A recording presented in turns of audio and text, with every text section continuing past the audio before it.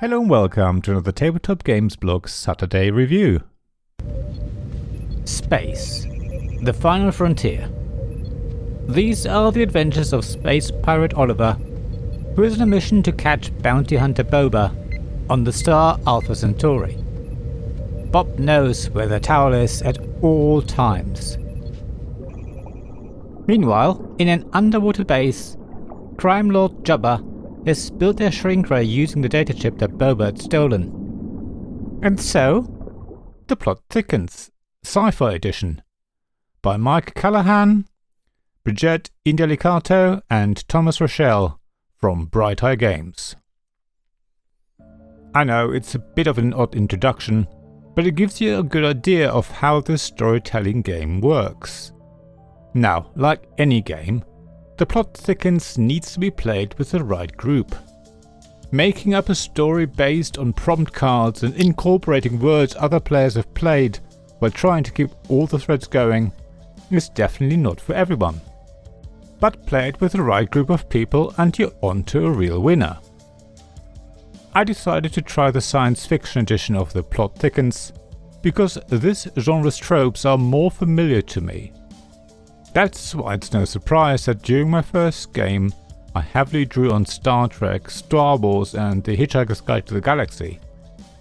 However, there are also romance and detective editions, if you prefer either of those. Let me come out with it straight away. Even though I love writing, especially creative writing, I just didn't got on with the plot thickens. It's a lot harder for me to come up with ideas on the spot and verbally, even when I work from prompt cards, than it is for me to write them down.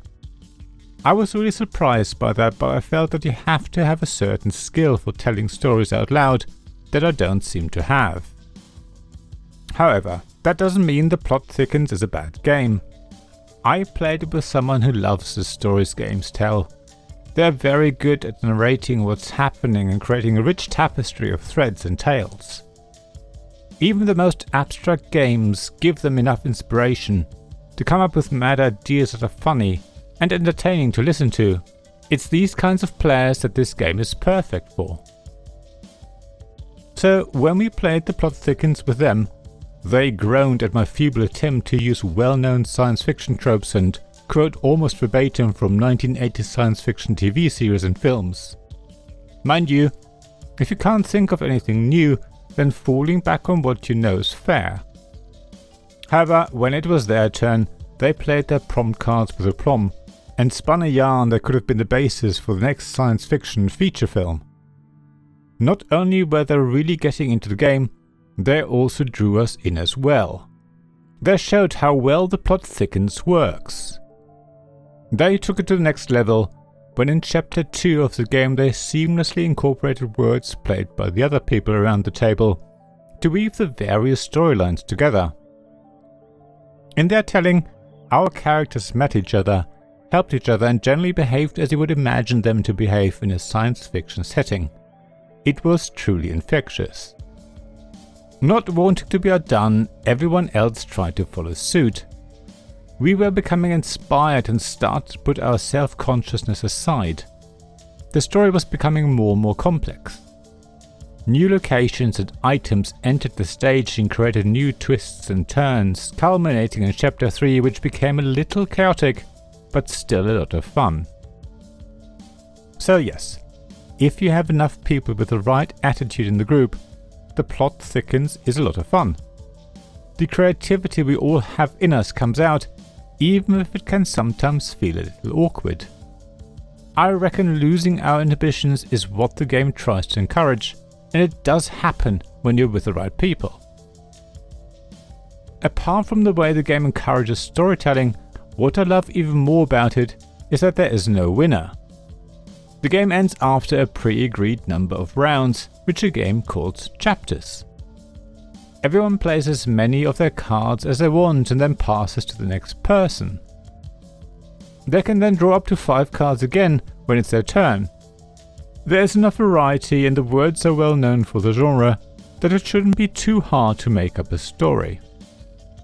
When the game ends, the so-called main character has the role of completing the story and tying up loose ends. Another player, the so-called author, then chooses a suitable title. These two players are selected depending on how many of the other players' words were used. You could say that these two players are the winner and runner-up, but the rulebook never declares that. So, while the plot thickens is technically competitive, it's really cooperative. It's more about encouraging everyone to try and weave a rich tapestry of plotlines. It's not there to decide who played the game best. So if you love storytelling and are the one who narrates what happens in the board games you play with your friends or family, then the plot thickens will be up your street. You can decide to do 3 quick rounds just to ease people in, or you can write more chapters to create a long novel. The choice is yours. Either way, make sure you're ready to play cards and remember what's going on to create the next blockbuster hit.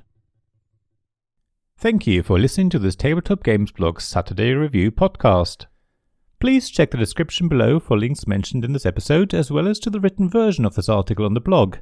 If you enjoyed this episode, please subscribe, give us some stars or leave a review. Please also tell your friends about me, and if you want to offer financial support, check out my Patreon and Ko-fi pages, links to which you'll find in the blog at tabletopgamesblog.com. So thank you again for listening, and I hope to see you again soon. This podcast was made possible by the generous help of my supporters. Royal Patron Sean Newman, Magic Champion John Risley, Castle Guards David Miller and James Naylor, Dice Masters Alex Bardi, Paul Grogan and Robin Kay, and Shining Lights Jacob Davis, Gavin Jones, Sarah Reed and Richard Simpson.